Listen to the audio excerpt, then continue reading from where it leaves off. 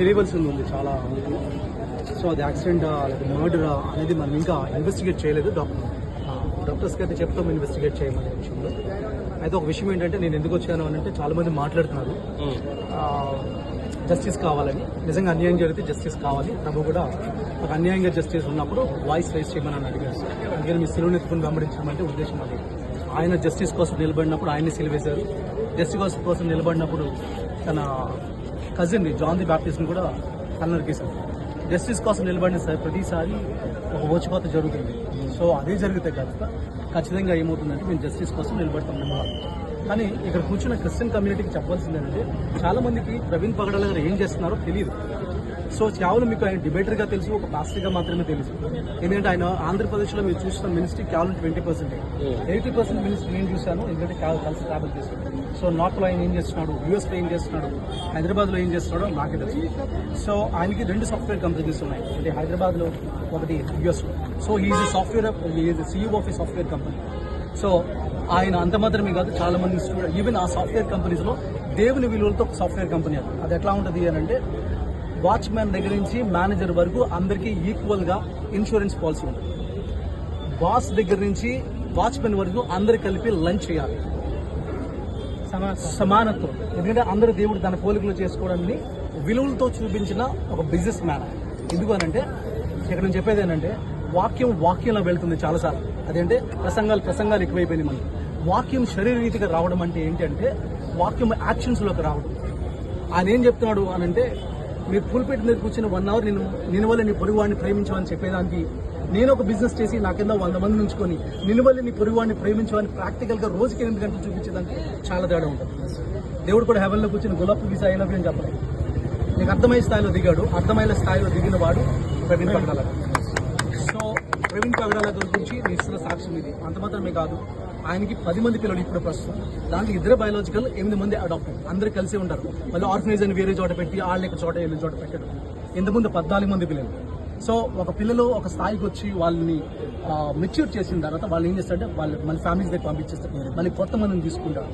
అంత మాత్రమే కాదు, ఈవెన్ నార్త్లో కొన్ని విలేజెస్లో మీకు పవర్ లేని వాళ్ళ ఏరియాలో ఆయన సోలార్ లైట్లు వేయించారు.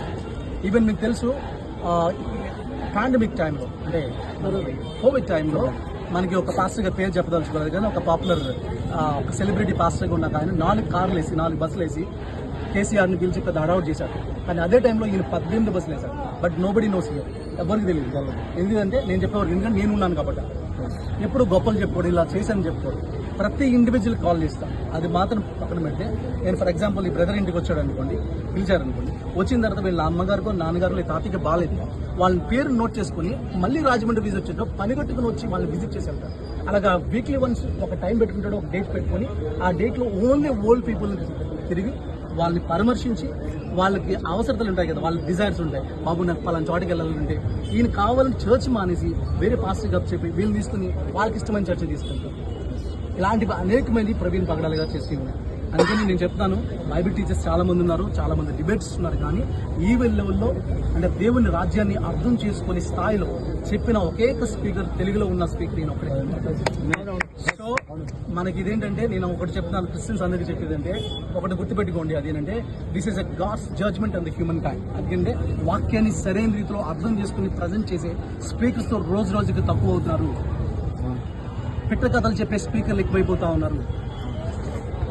ఈవెన్ డిబేట్స్ చేస్తున్న వాళ్ళు కూడా గ్రేస్ లేదు. దేవునికి వాక్యం చెప్తుంది, do this with gentleness and meekness. సాత్వికంతో సమాధానం చెప్పడానికి ఎలా సిద్ధంగా, సాత్వికంతో ఎప్పుడు చిరునవ్వు వేసుకొని చేసే ఒకేక డిబేటర్ ఎవరన్నా అంటే ఈయనతో ఎంతమంది ఉన్నా చాలా మంది డిబేట్స్ మధ్యన క్లాష్ వచ్చినా ఈయనే కలిపారు. కాబట్టి నేను చెప్తున్నా, ఇవన్నీ ఎందుకు చెప్తున్నానంటే ప్రవీణ్ పగడాల గారు ఏం చేశారు అనేది మీ అందరికి చాలా మంది క్రిస్టియన్స్కి తెలియదు. అందుకని ఇవన్నీ చెప్పడానికి ఇది ఒక ప్లాట్ఫామ్ గా వేదిక చేసుకొని ఆయనకు గురించి ప్రార్థన చేద్దాం. ఎందుకంటే ఇప్పుడు ఆయన లవ్ టైమ్ సాఫ్ట్వేర్ కంపెనీస్ దెబ్బతింటాయి. చాలా మంది పిల్లలు వాళ్ళకి అనాథలు అయ్యే ప్రమాదం ఉంది. ఇవన్నీ ఉన్నాయి. ఈవెన్ నార్త్లో ఆయన చేసిన మినిస్ట్రీస్ కానీ ఇవన్నీ ఉన్నాయి. ఇవన్నిటిలో మీరు మీనింగ్ఫుల్గా మీరు ప్రార్థన చేయండి, ఆ కుటుంబం కోసం ప్రార్థన చేయమని కోరుతాను. ఆయన పరిచయం గుర్తుపెట్టుకుంటే గోధుమ గింజ గూనం పడి చావుతేనే కానీ ఇంకో లైఫ్ రాదు. కాబట్టి ఆయన లైఫ్ ఎంతమంది ఇంపాక్ట్ చేసిందో తెలియదు. ఇప్పుడు ఆయన లాంటి వాళ్ళు లేడు అని చెప్పుకునే కంటే ఆయన లాగా ఉండడానికి మనం తయారవుతాం. చెప్తున్న మాట ఏంటంటే